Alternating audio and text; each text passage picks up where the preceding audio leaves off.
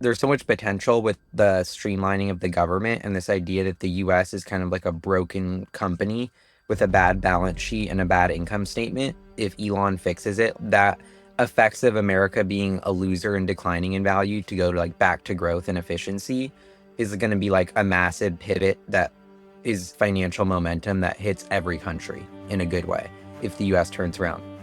But the thing I'm Definitely. looking at to see if this is actually happening is at the speed at which the Trump administration can execute against their policy. So what I'm seeing so far is very encouraging. Like, the dude's not even in office and he's already trying to make peace deals in Ukraine, and Hamas is running away from countries now. Like, Qatar's like, yo, get the fuck out, right? I'm worried about like assassinations and like safety because like that's what happened with JFK. Or we've literally got every big powerful person pissed off right now. Like all the big pharma people, like all the big war people, like all the big media families, like all these big billionaire families are like pissed. And I think that's really scary and dangerous. And I don't know. So it's going to be like a not smooth like transition of power. The market's fucking ripping right now. I don't know if you saw Tesla, but like it's up 10%. It keeps going Just every today. day. Yeah. Every time I check it, it's higher and higher. I think we're up It's 325 right now. Yeah. over a trill. So why do you think that is? I think the market hates uncertainty, and we've had a massive uncertainty alleviation with the election because Elon potentially supporting the losing candidate would have been a massive headwind, huge uncertainty with that heading into the election. Decisive Trump wins means all that's gone. Then layer two of that is all the potential, Elon not getting paid his stock. That's the reason why we didn't invest in XAI. Cybercab needing FSD regulation, but the government hating him, so them stopping it even with the good safety data. All these things have been gone. And so now it feels like it's not even about what's going to help Tesla or Elon. It's about what's not in his way and the uncertainty being gone. And I feel like I'm more bullish than I've ever been. And I'm like, I've been loving that I've been buying Airbnb stock, but I'm like, God, why did I not just always buy Tesla stock? I'm such an idiot. Like, I mean, I haven't sold any of my Tesla. It's most of my portfolio still, but like even the little amount of money I've put into other stuff, I'm like, every time I'm like, God, no one's like Elon and no one's like Tesla. And Are you surprised by the reaction at all? Like, so let me get your thoughts on this. Like, what did you think of the election outcome, and are you surprised by the move? if you asked me 3 months ago, I would have been very surprised. But like in the coming weeks, I feel like the momentum was building. And I think that's another thing that's playing out right now is that this is in motion, this sort of political movement that Elon Musk started. And it's been having momentum for the past, few years with free speech and X, but it feels like it's in motion now. And the winning of the election kind of catapulted it to a new level. So, and I don't know, I think it kind of feels like the start of a new era for America. I don't know. And I'm even hearing a lot of the people that voted for Kamala are secretly really excited, but can't say it because that would be Really? taboo. But yeah. Have you encountered those people like in real life? Like Yeah, or like friends of friends, tell me more about that. like bros. Because it's like if you're a bro in Seattle, you can't be like, oh, I voted for Trump. Like, I can't say that. I had to lie to my sister and tell her I voted for Kamala, otherwise she wouldn't pick me up from the airport. No And I was way. like, bro, like that seems kind of like anti-free speech or anti-ideas. Like I'm literally not allowed to say anything or have any other idea. Like, so it's So pretty there's a legit crazy, but social press. There's a legitimate social pressure that you cannot be pro-Trump in Seattle. Is that a yeah. fair statement? And that everyone will like say out loud, Trump is a horrible person. Elon is the worst person on earth. You're a horrible person for supporting them. Like that happens like constantly. But now there's a pendulum where like people start to speak up in those conversations and they're like, actually, I kind of thought the robots were cool. And so I feel like the pendulum has started to swing. But that's a reason why, to be honest, I'm about to get out of Seattle. Like I'm in my Model Y right now. Shout out Tesla. And I'm about to drive to LA and get out of Seattle because it's such a negative vibe when I'm like, I feel the positivity in other parts of the country is like infectious and kind of very exciting, that and like an exciting kind of era and energy I haven't felt since I've been alive, really. Wow. It's really wow. I mean, what's interesting about what you just said is that I feel like if you look at the underlying data and the underlying signal behind what has been happening for the last few months, it was showing up in the data. You know, like party affiliation was like the Democrats were hemorrhaging party affiliation. A lot of people were unhappy, like a tremendous amount of people were unhappy with Democrat policies around the economy and immigration, you know? And like, and we saw it like the election was the ultimate signal. If you look at like really blue states like New York, for example, and you look at their delta in votes from 2020 to 2024, there's been a massive shift to the right, like a massive shift away from the Democrat Party. And it's very interesting seeing this materialize now in real life, especially like I really appreciate you being transparent about that because that's been my gut feel has been that people secretly do like what is happening. They secretly do respect and admire your Elon Musks and whatever, but societal pressures have made it almost illegal, you know, almost like to the point where you will be ostracized from society if you dare speak up in favor of those people, right? But now, like, the vibe shift is real. Even in very liberal places like Seattle, it sounds like, right, that there's very much a vibe shift. And how is that not an incredibly positive development for a company like Tesla? Yeah. And I mean, I'm fired up, and I'm curious to know what you both are seeing and what you're thinking about Yeah. where you're located. Hans, you wanna hit this one? Before we do that, I just wanted to bring this up real quick to show people what you're talking about. So this is New York. I was actually looking at the same data for California and Washington and Oregon a second ago, but they are still, so this is on Bloomberg, and they only show these shift totals after at least 95% of the vote has been counted in each county. And unfortunately, the West Coast is still too slow. They have not reported 95% in most counties. So we can't see this data, but I would assume we're going to see something very similar to this even in blue New York. Like, look at Manhattan.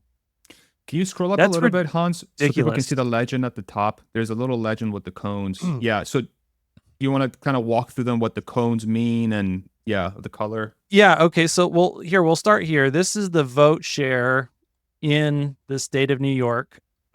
And you see that, you know, by geography, most of the state leans to the right, but then where all the people live in the big cities, well, those places typically go to the left.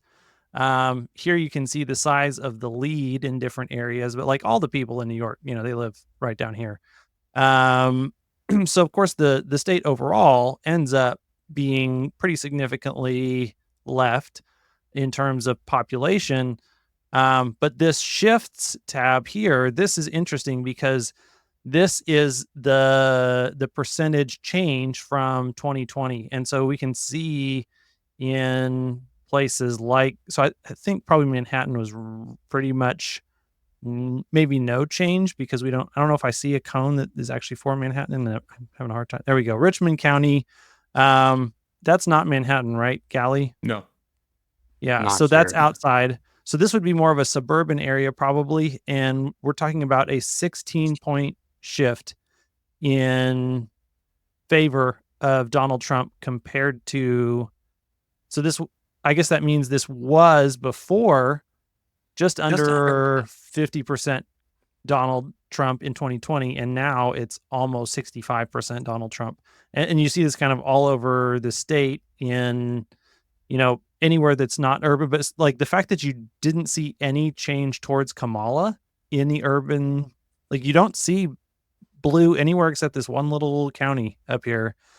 So that means everywhere the Democrats did exactly the same as 2020 or lost ground in every single county pretty much in the whole state of New York. And so I'm very curious to see what this looks like in California, Oregon, and Washington once that data comes in. Yeah. And then as far as what you've seen from your end, like the sort of the vibe shift or what Gali posited. Like, what are you seeing?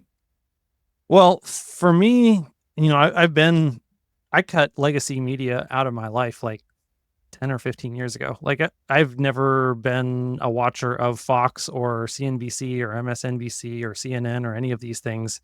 So I've kind of existed outside that world and just absorbed things through other people in their interactions. And then being on X the last couple of years, like X is my bubble.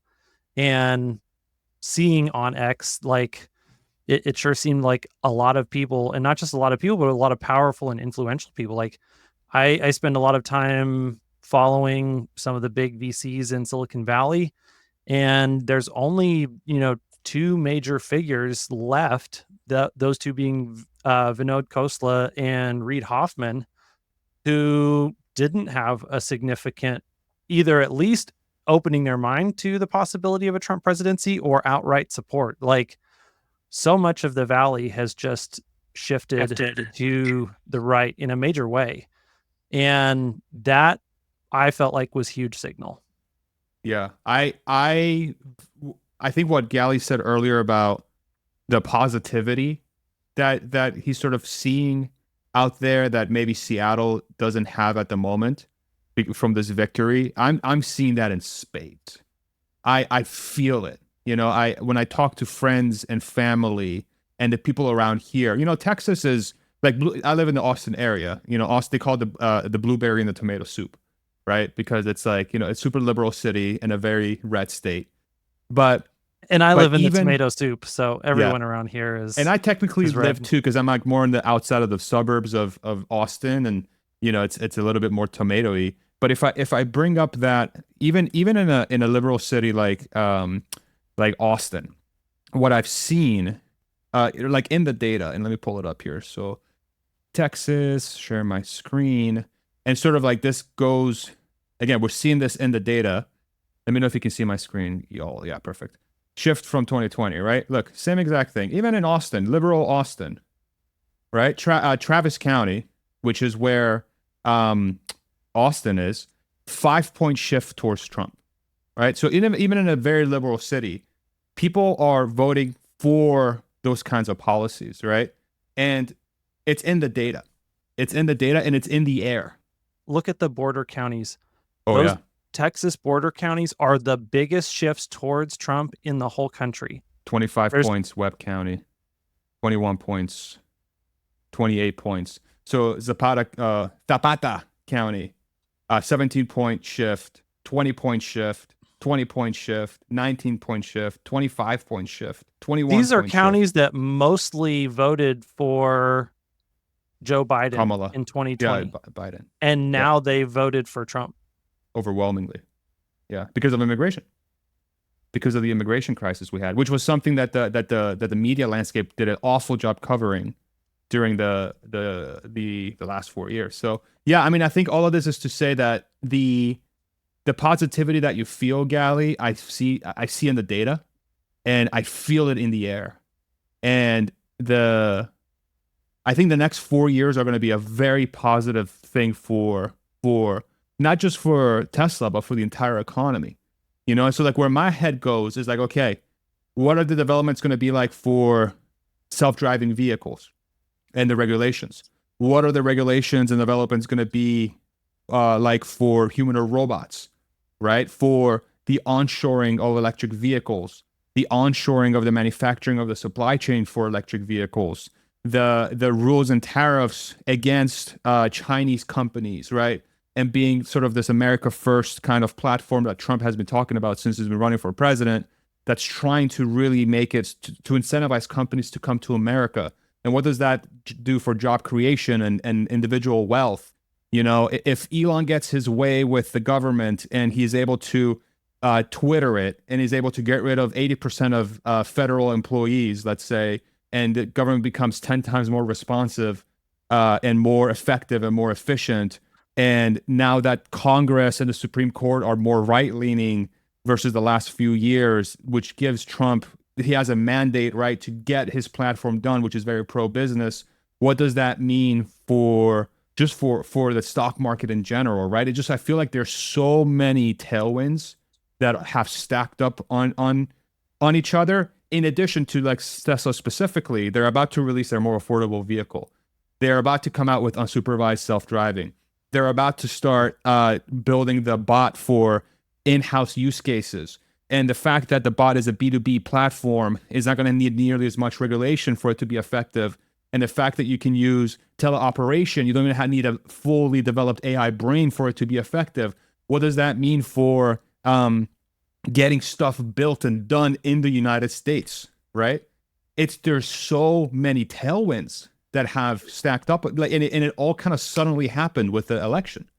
Can I ask you guys with that? a quick question before we talk about all those super exciting potential tailwinds? I would just love to hear both of you handicap whether or not you think that Trump will deliver on allowing people like RFK Jr. and Elon Musk the ability to really pursue enacting policies around government efficiency or health that he supported in the election, but like those things may not actually be delivered on. I'm curious to hear what y'all think on that one. You want to go first, Gal? Yeah, I mean, it's super. There's so much potential with the streamlining of the government and this idea that the US is kind of like a broken company with a bad balance sheet and a bad income statement. And if Elon fixes it, like that effects of America being a loser and declining in value to go to like back to growth and efficiency is going to be like a massive pivot that is financial momentum that hits every country in a good way if the US turns around. So it's going to be, but there could be like a bunch of headwinds to getting that to happen. Because if you're going to talk about firing 80% of people, that could be like 1 million people that work for the government that would be let go somehow, or they need to figure that out. And I don't know. And like what you said, Hans, what's the degree of like, I feel like every president's always big on promises, and then it's like, all right, well, what really happens? For sure. So I'm personally not an expert there and think it's a toss up, but my gut instinct is like, this does seem different. Like, and if you listen to Trump on Rogan, what I took away from it was a lot of learnings about like how to run a government. And he was really thoughtful about mistakes he made and what he wants to correct and how he wants to appoint the right people and give them the right like autonomy. And I just think that was kind of a refreshing thing. So I've never heard of a candidate talk on a 3-hour podcast so openly about what it's like to be president and all that kind of stuff. And so part of me thinks this time is different, and Trump, does genuinely want to work with, like, I think he does respect Elon and want to work with him and like wants his ideas. Like he's already like, you hear rumors that he's on the call with like Zelensky, like Trump calls them Elon's on the call. So it's like, if that's the level of involvement that's happening, it's going to be crazy. But I also think Elon wouldn't mind hurting his own companies in the short term as well as everyone. 100%.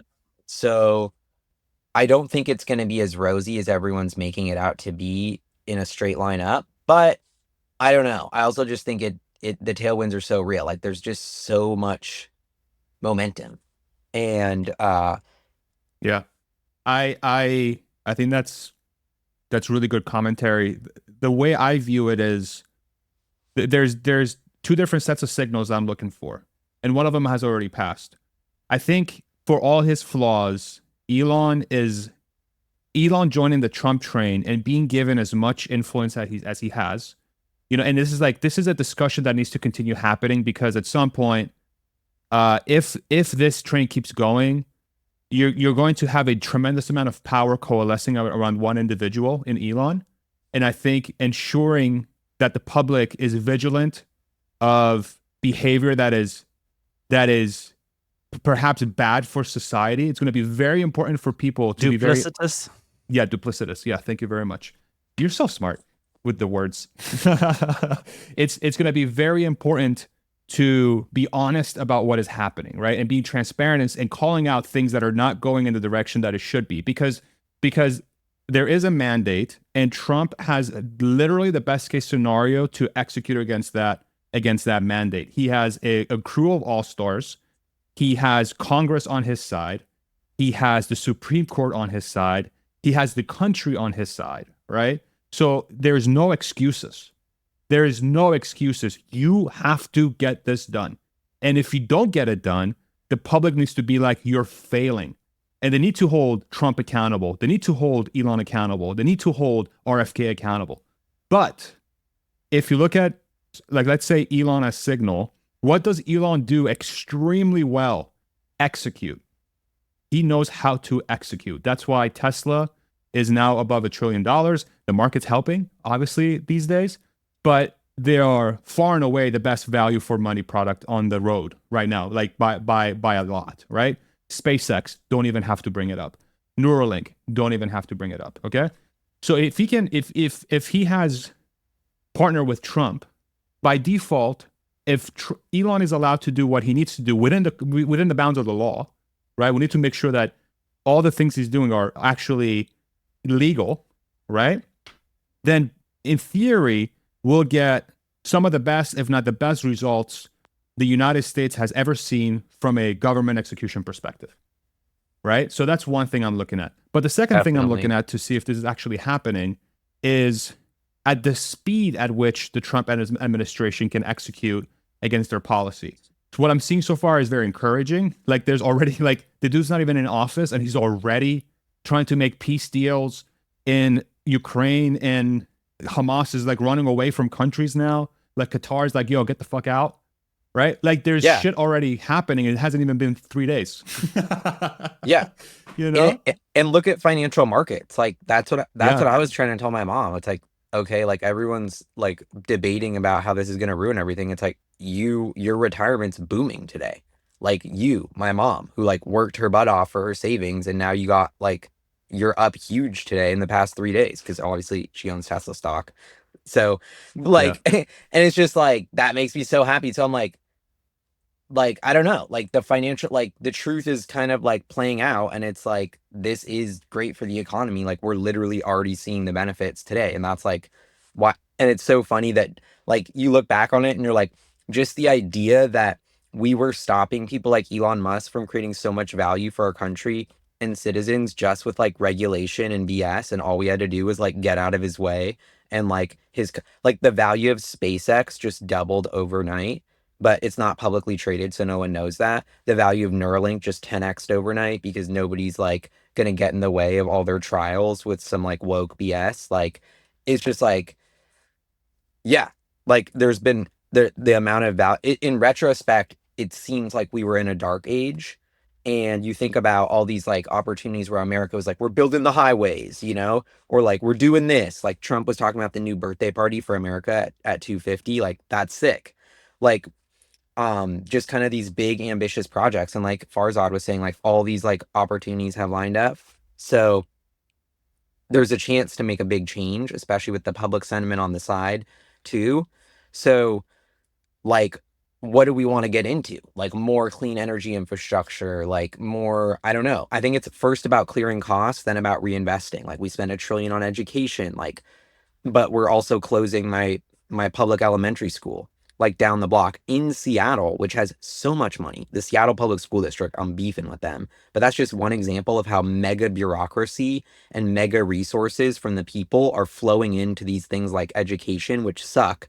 We're having horrible education numbers, and we're being like spending so much money on it. And then we're even literally closing schools. So it's like, that's just one microcosm of what's been happening across the government totally. So I feel like there's such a low bar in some ways for, like, when you're saying to hold Elon accountable, there's a very low bar, because when you to start chopping, I'm personally the biggest concern I have is they're too disruptive.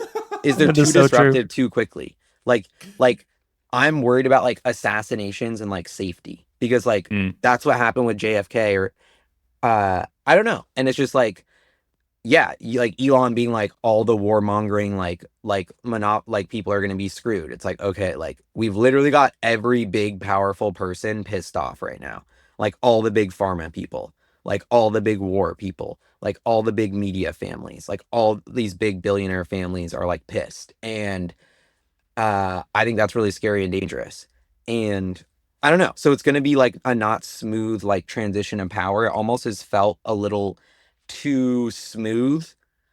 Like, I don't know if that makes sense. Like Trump Yeah. won and then everything's too perfect. And it's like, wait, like, why is Kamala so quiet? Like, what are they cooking up? I don't know. I've just seen so Can I much give that I'm you? just like, anyway, I Yeah. went on a rant there, but yeah, tap in, I Farzad. love that. No, I love that because I think that's a much more realistic and much more grounded way of approaching this change. Let me give you an alternative. Let me give you like a hopium alternative, like the super incredibly optimistic viewpoint from my end, which is unrealistic, but I'm curious to hear your take. So I moved to the United States in '99, okay, from Spain, as legal immigrants, FYI. Okay, we came here. My dad got a visa, and then he was able to move us to the States like a few days before his visa ran out because he was able to find work like on the last week or the last couple of days or whatever it was. '99, and then 2 years later it was 9/11. Okay, and then 7 years later it was the Great Recession. All right. And then a few years later, we're finally recovered. Okay. And then on 2016, Hitler got elected. And then in 2020, COVID. Okay. So ever since I've been in the United States, it's felt like roadblock after roadblock after roadblock. Just things keep happening to keep morale down, either on purpose or by accident, or it's just the times, right? It's since 9/11 for me, it's been like it's been difficult for me to grasp why I should be optimistic about the path of the United States. Because I felt like the government was not responsive to the people. And anytime there was any sort of hope, it got dashed away because a politician painted a picture, but it turns out that they don't really execute. They just want to get elected to get power. And now it's definitely different because these guys are not politicians. These are not, they're actually builders where the country said, yes, please go get in there. Right. And so this could be me being naive. This could be me being too young to have experience. But I think the sudden shift, like even though it feels sudden and too smooth, my argument would be is that it's a response to the last 22 years of and 23 years of depression. Like how much of a lid have we put on the United States in the last 23 years? Like I mean, I think legitimately. it goes back a lot further than 23 years. This is the thing that Peter Thiel talks about, that basically since the 1970s, the only area of progress was the realm of bits, and that the Yeah. real world has just been in absolute stagnation. And I think the last 20 years has been the tail end of that. But yeah, this is something that is a real problem that we have got to fix. Well, one thing I thought was so interesting and why we dodged a bullet with Kamala is that is 20 million in debt in her campaign. So what I thought is so interesting about that, it's like, okay, money in politics. How does this work? What does that mean? She's desperate for donors. So all of a sudden she has to make, if she was going to get in power, the first thing she would have had to do, her like team, is they're in debt, scrambling for money, and they have to take money from all these corporations and whoever, and now they have to start making laws for them. So it would have just, and then you realize how that machine works. But then Trump's actually putting up his own money to put in the people who have no affiliation. They're not trying to make back these millions they overspent on some dumb campaign thing. Like, I don't know. That just freaked me out when I realized the financial incentives of like Kamala's broke. Like, she needs a job. She's like literally And an what's even actor without crazier, a job. Gali, is that So she outraised Trump by 3 times and she still had to take out debt. yeah, and exactly. And so it's like that's who we had who was going to be in control of our fiscal situation, which is already a nightmare. And she was going to have to be in a bunch more debt of corporations this from the second she got into office because her campaign ran a deficit. Like, I don't know. It just seemed like it's exactly the kind of like it once you think about how scary it is that like how much the money influences the system with in terms of like corporations being able to lobby and that being like the new way that laws get passed and sort of like the direction of what politicians are working on is just always like started with this inception of who gave them money and their corporate interests. And so I don't know. I'm fired up. And then there's the whole Make America Healthy thing again, which like I saw Brian Johnson with like RFK today. Like Yeah. that got me so fired up. And yeah, it just seems like a like to get back to the Seattle analogy, not too much, but also of just like people being negative versus people being positive. I've had to take the new adoption of if you don't have something nice to say, don't say it, because we've been saying too many mean things. And I just feel like everyone here has just been like in this negative crybaby bubble for years and years and shitting on Elon and shitting on progress for years and years. And now everyone finally had enough of it. Being told that we're like not woke enough and not this and we're always wrong and Elon sucks and blah, blah, blah. And we've had to shut up and listen to it. And then finally, like the country stood up. And it's like so empowering. And it's like, yeah, you guys have been in this crying, like sad bubble for years. I'm out of it. I'm having a great life. Like, that's what I literally told my mom. I was like, I'm pumped up. Like, I'm going to live the dopest life. Like, I'm going to make so many moves. I'm going to be part of this like epic, inspiring future. Like, I hope you come with me. Like, I invested in this nerdy kind of like autistic guy who had a vision to make the world sustainable. And he was so dope and filthy as an engineer. He became the world's most powerful person. And he still follows me on X and like replies to me sometimes. And you know me, mom, like this is sick for us. Like, what are you talking about? This is like started from the bottom. Our family's like part of this cool movement. Like what? Like, okay. Like, you know what I mean? So it's like at some point I've had to like turn the page. Like, you know what? Like I'm shining. Like, you know, and like I think the country has taken that attitude of like what can go right. Like, let's finally be happy we're America and like appreciate what we got instead of complaining about it. And I think it's dope. I think there's going to be that turn toward like Elon's always been the ridiculous optimist, and now it feels like the country's is too. Like he optimism pilled America, you know?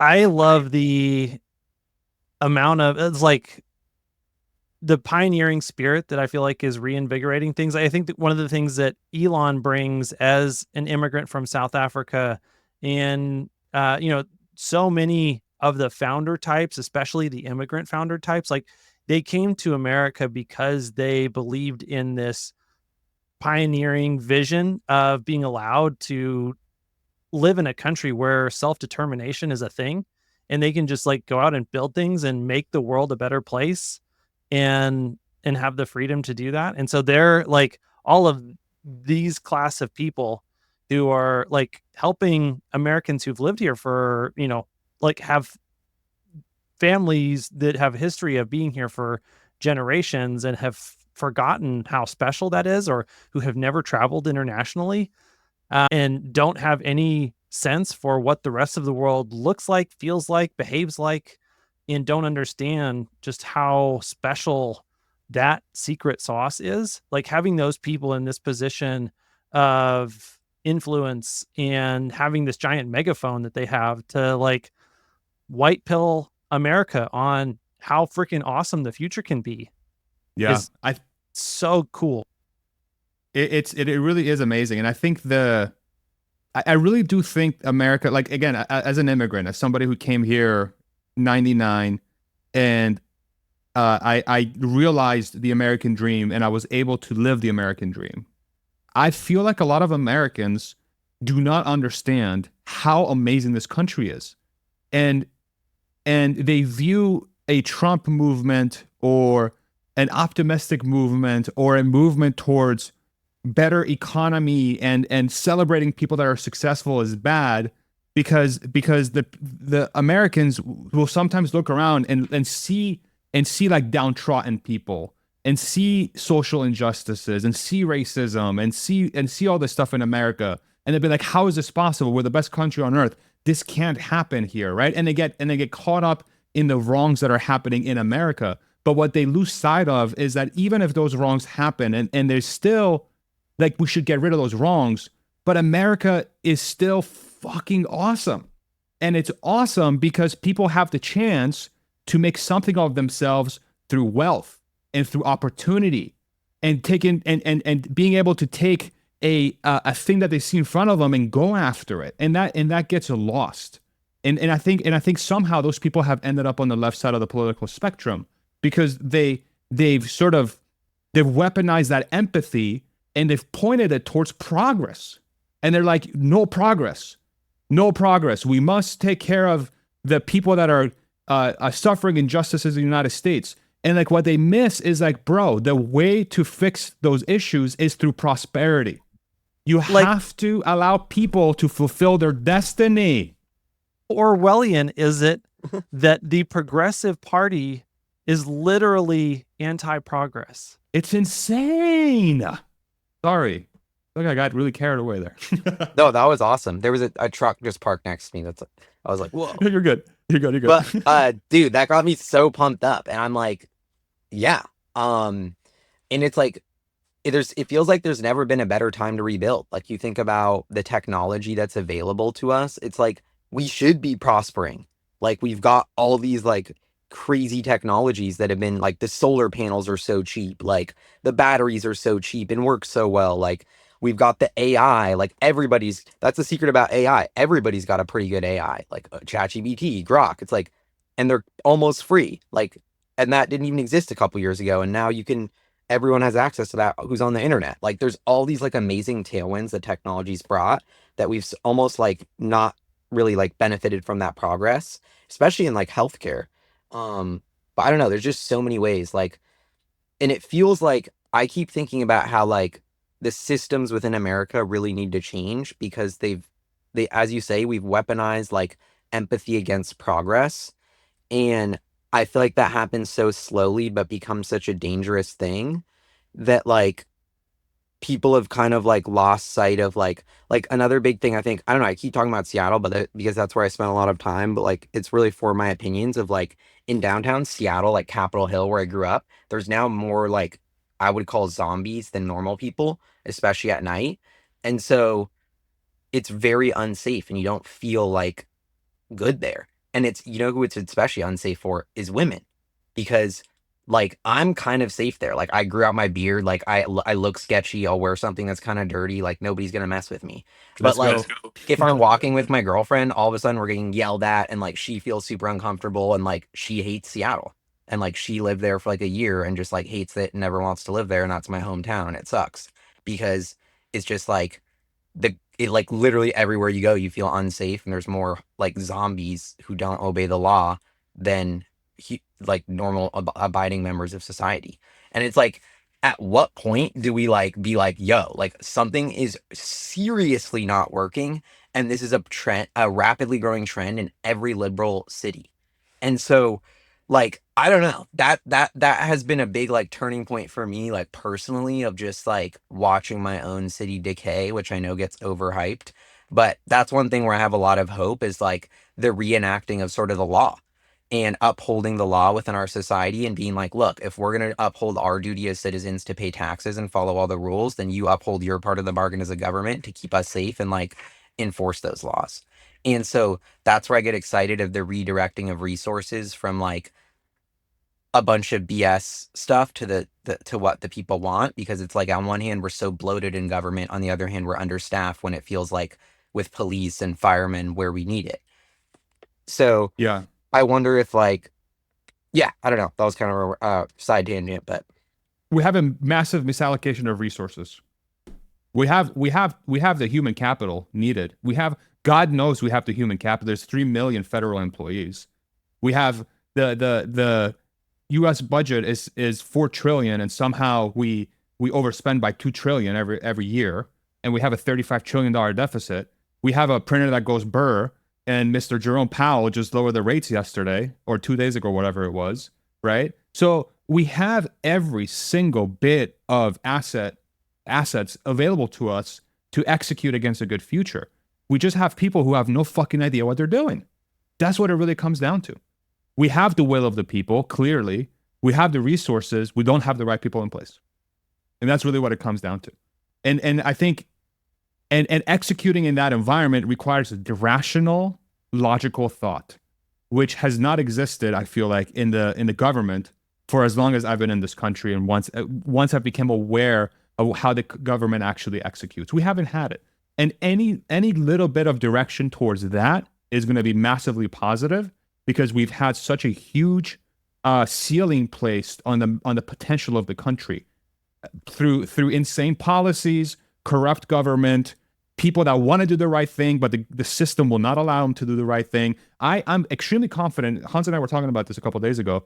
I'm extremely confident that there are very good, very well-meaning people that work for government, but the system will not allow them to do what they want to do.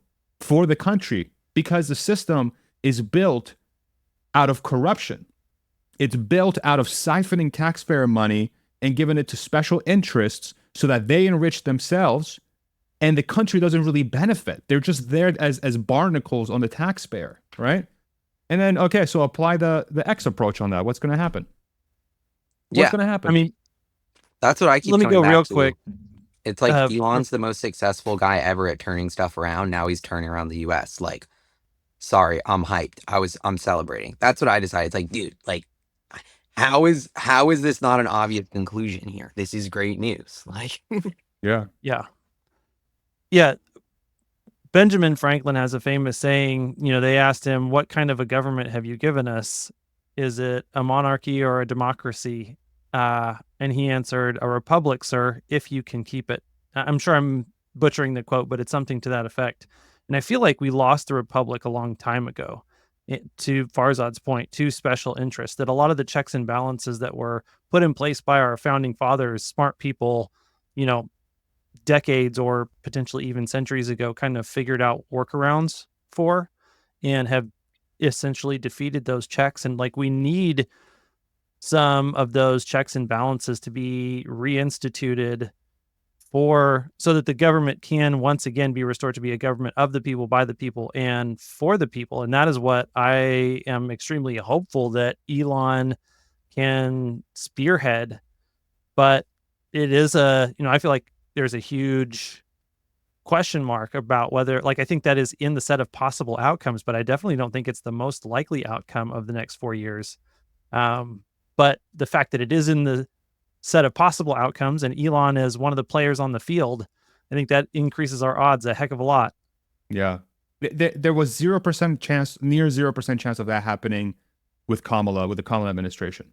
Like, it was impossible. And with the Trump administration, there is a chance. However small it may be, there is a chance. And the fact that there's so much jubilation with this group with just a chance should tell you how far behind we are. That speaks volumes. The fact that there's a little small chance that we might actually get the thing to work the way it's supposed to. I mean, come on. Like, that really says just how far behind we are. But I mean, the market seems to be very confident that it's going to get executed on in some respects. The vibe of the country has changed. The air feels lighter. My wife made a comment when we woke up Wednesday morning after, we watched Trump give his speech and it was basically settled. We only got like 3 hours of sleep that night. It was raining in Austin on Tuesday. And we woke up Wednesday morning and it was just beautiful. The sun came out. It was just perfect temperature. And my wife says, seems like the universe kind of is vibing with the Trump presidency, huh?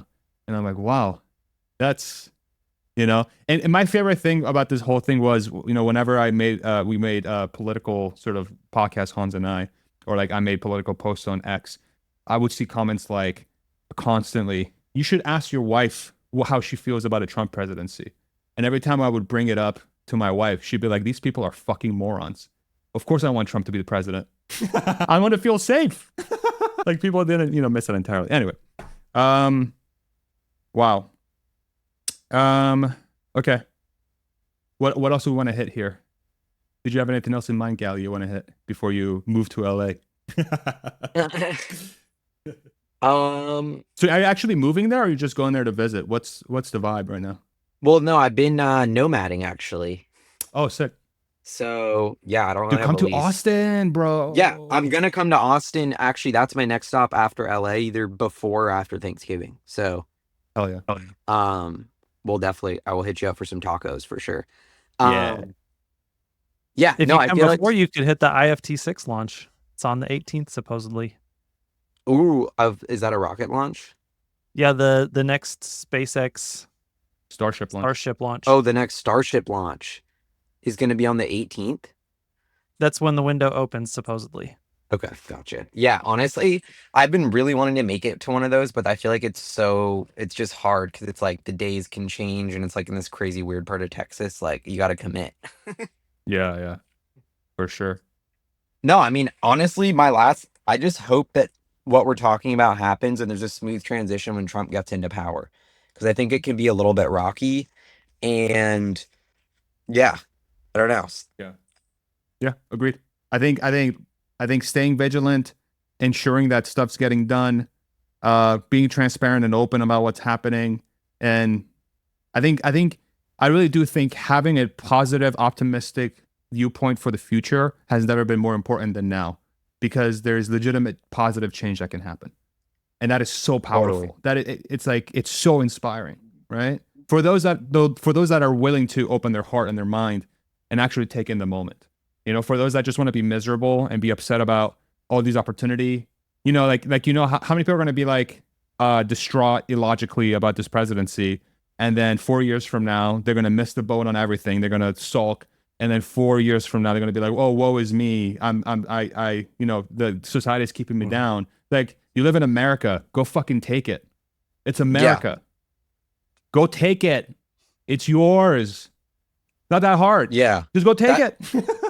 Honestly, that's kind of been like a big takeaway from this election. It's like, damn, like, okay, like log off, go build. Like, now I know Yeah. nobody's getting in my way for at least 4 years. Like, I've got big moves to make. Like, this is Oh, super yeah. exciting. So, and I feel like a lot of builders finally feel that way. And like every company I'm investing in is not just Tesla, not just SpaceX, but Airbnb, Coinbase, like all my biggest public investments that I would consider like some of our coolest, brightest minds in the world in America building amazing companies, like are just all getting shut down at every turn by our government.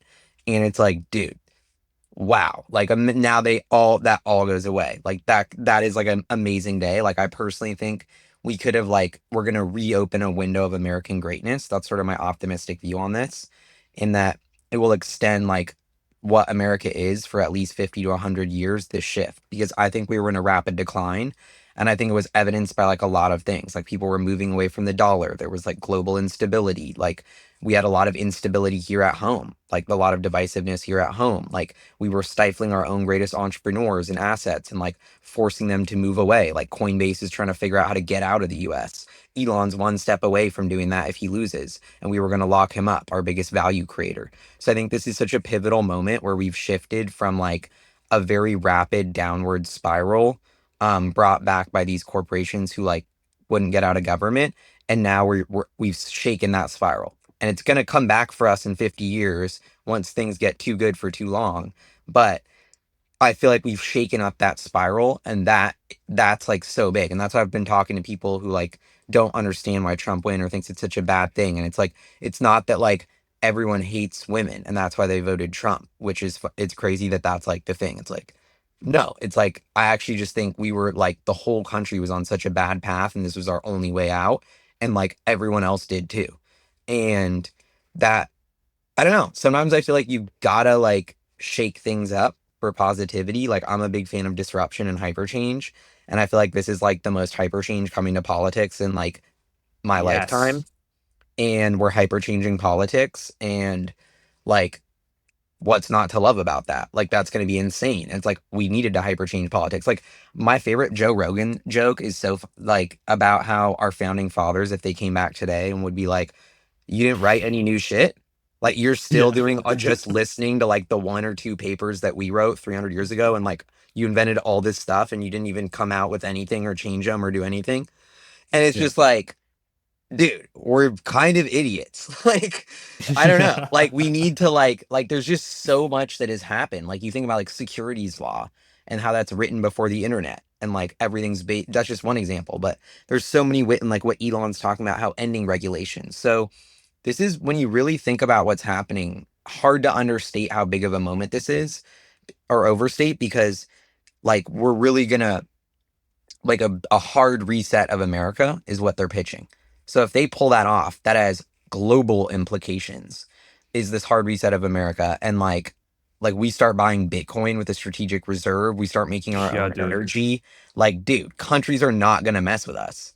And so and I think that's what you're seeing around the globe is like a clear American leadership and pride, and other countries are now kind of respecting that versus like the waffling on like I don't know. Like it's hard. You don't want to comment too much on the Middle East and all that stuff, but I think the Democrats somehow managed to piss off people on both sides in some ways. Yeah. And like I don't know. And it's just things like that where it's like just not having a clear direction has kind of been costing like we've been looking like a chicken with our head cut off to the rest of the world for years now, with literally Biden in decline, and then like now I don't know, America's being taken seriously again, and it's like that's kind of refreshing to be validated from the outside world. Um, and it's like it's funny because some of my Italian cousins text me, were like, "This is such a like, are you okay? Like, it's a tragic day. Like, we're worried for you guys in America." And I haven't even replied to my cousin yet because it's like, bro, like, I don't even want to deal with this like sob story. 'Cause it's like, bro, like honestly, like things are great. Like we're pumped up, and like the people voted. Like it was Yeah. a resounding victory, and like all of America's celebrating the resounding victory we just voted for is the majority of the vibe. Yeah. And uh so I think it'll be a turning point, and Europe is behind, is what I realized. Like the UK and all these countries in Europe are still a little bit, the mainstream media totally Dude, they're has got the way grip on behind. them. And they're like one election cycle behind from having their own moment. And so that's why I think it's going to be an interesting moment where everyone thinks Americans are dumb and crazy when we travel again for a couple years. And then, but it's kind of dope that it's like, wait, but what's really happening? We're leading again. Not just in like Yeah. using force and all this stuff, but we're leading with our votes. We're leading with democracy. We're leading with choices. We're leading with like embracing innovation and change in a good way without using like war. And I think that's like setting a tone across the globe of like, as much as people want to say Trump is like decreasing professionalism, I think it ramped up professionalism because it showed the US can have a real election. And despite way more money and corruption going for the left, the people are still going to get what they want done. And are working in our own best interests. And that's a powerful signal to send to the world that our politicians didn't send, that the American people sent. And so I think Yeah. that is why people are respecting Trump and the country now, is they're saying if America goes off track, they're going to get Kamala and all these losers out, and they're going to lean into their winners like Elon Musk. And that's a genius move for America long term, and the citizens did it. And I think that's like the dope power of America. And in some ways, it's like, I don't know. The So, legacy West can't understand that. yeah. And so that's what gets me, like, I've been more fired up and inspired about America than ever, be just on the fact that, like, we can think differently, and the entire media can yell at you to think one way, but you can have the fortitude and independent thought to be like, actually, like, I do care about women. That's why I'm voting for Trump, because I have a different theory that is actually why the safety of women is going to be better. And there's going to be a lot like, and it's just like, and they can't even accept that. It's like, and so, I don't know. And I think yeah, I'm getting a little Dude, you want to sidetracked, break their but brains? No, you're doing this, Gali. That was 10 out of 10. You want to break your friend's brains with the whole woman thing? The first ever chief of staff that's ever been appointed is Trump right now with Susan Wiles. The first ever female chief of staff is a Trump appointee. yeah, Why would somebody who hates women do that? CEO of X, woman that Elon appointed. Chairman of the Yeah, board, woman. yeah. And Yeah. honestly, like, I don't know. COO of SpaceX, woman. Yeah. And I'm working on a very controversial stand-up bit about how everyone was lecturing me in my life that there was no such thing in gender, and like I had to switch all that up for 4 years, and then not my same family's yelling at me because I don't support women's rights. I And love it's that. like, you just spent 4 years yelling at me because I thought women's were women. And now you're like, women. It's like, well, first of all, why did you just gender half the country? I'm glad you laughed. Oh, It's just a Gali. bit. Don't take it seriously. But That's gonna be a banger. All right, people in the comment section below, should Gali do that bit next time he does some stand up? Dude, I love it. That's awesome. gonna hit. That's gonna hit. That's gonna hit hard. I love it, dude. Yeah, man. It's been man. Yeah, I think the United States for far too long has ignored its people and is meddling too much with other people's shit. That's been the United States for way too long. And now hopefully there's going to be a hardcore reversal. We're going to stop meddling with other people's shit, and we're going to focus on ourselves. Simple. That's all we got to do. That's all we got to do. Gali, you're the fucking man. I love you, bro. this was a You're great such team. I'm fired up. Dude, you're such an inspiration. It's been so cool following your journey. You're always positive. You're Yep. brilliant. And you're such a huge asset to not just the Tesla community, but honestly, like you're just a huge asset, period, because you're a great thinker. And you really are. And just keep doing your thing. Don't be afraid to speak up about anything, because your brain is very unique and the world needs your brain. I appreciate that, Yeah. Farhad. I won't. I'm gonna keep speaking out. Don't worry. Hell yeah. Let's go. And And let's making hear those jokes. bits. Let's hear those bits. Let's go. Hell But yeah, thanks for having me. Always great scheming. Down to scheme anytime. Let's do it, man. And I think we're on to an exciting era. I've been wanting to check Tesla stock this whole time, but I haven't. So, Yeah. what are we booming still? Like, are we over a trill? Oh, like, let me check. Yeah, let's get a check. 322, up 8.71%. So down a little bit, but still, I mean, the fact that we're in the 300s even is just still insane to me. Yeah, dude, are we hitting all-time highs this year? Oh, yeah. I think it could not happen financial soon. advice, FYI, for people that are listening. When you say this year, 2024 or 2025? 24. Man, that would be crazy. What's all-time high? What is 412? Tesla's all-time high? 400? 412, I think. 407 closing. No, is it? Hold on. 407. We're not that far. That's what, 25%? No. Yeah, 25%. Yeah, not even No. 25%. It's like 20. Or no, yeah, 30. No, yeah, 25%. So we need a 25% rise from here. We're all-time highs.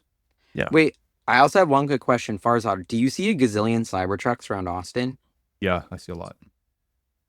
See a lot of Cybertrucks. I can't wait to see them when I Yeah, dude. I see at least one every time I drive out. Two of my neighbors have one. Probably going to get mine at the beginning of the year. I'm waiting for them to kind of like smooth out on the ramp a little bit. Wow. Having worked at Tesla, I know when to jump in. Not that the other Cybertrucks, the one thing that they're doing really well with the Cybertruck this year is like the quality, the consistent quality they're getting on Cybertruck is phenomenal. Really, they're doing a really good job with that. I mean, of course, saw the videos with some of the early builds and stuff, and there's always going to be issues, but the execution level on Cybertruck has been like next level good. You're missing the flex, you're missing the flex points, but so it's a trade-off. I think it's a smart trade-off though. Do you need to be flexing? It's like, it was cool though. Exactly. That's the one thing I think the trade-off. It's like maybe the build quality is worse and like it's expensive at first, but I kind of feel like that pays for itself once you're the first guy on the block for the Cybertruck. Like all those music videos that got shot, like. Yeah. I think all the people that got the Foundation series early probably made a profit in some way. They definitely got their money's worth and then some. A social capital profit. Not even that, but like, like I was talking to one of my neighbors who bought the Cybertruck early on to like put on Turo and to sort of like advertise a business because it's such a magnet. Like the Cybertruck is like it's a rolling billboard. It still is. Yeah. Even if you see him in Austin, it's still like it's even to this day, it's like you see him like, what the fuck? What was that? And you're like, oh, it's a Cybertruck. I'm trying to convince a few like startups that we're working with to like do stuff with Cybertrucks because they're super useful and they stand out and like it's so they're viral. Yeah. But great scheming, Farzad and Hans. Really appreciate it. Likewise, dude. Down to scheme any other time. And yeah, go Tesla. Where can people follow you? Where can people find you? Hyperchange is my YouTube channel or my X account at gfilche, GFILCHE. And yeah, just posting all my videos to X and YouTube. Scheming. Yeah. Fired up for the future. Trying to be optimistic here. And I'll see y'all in Austin. Hell yeah, dude. We'll see you in a bit. Go follow Gali, one of the greatest minds of our time. Let's fucking go.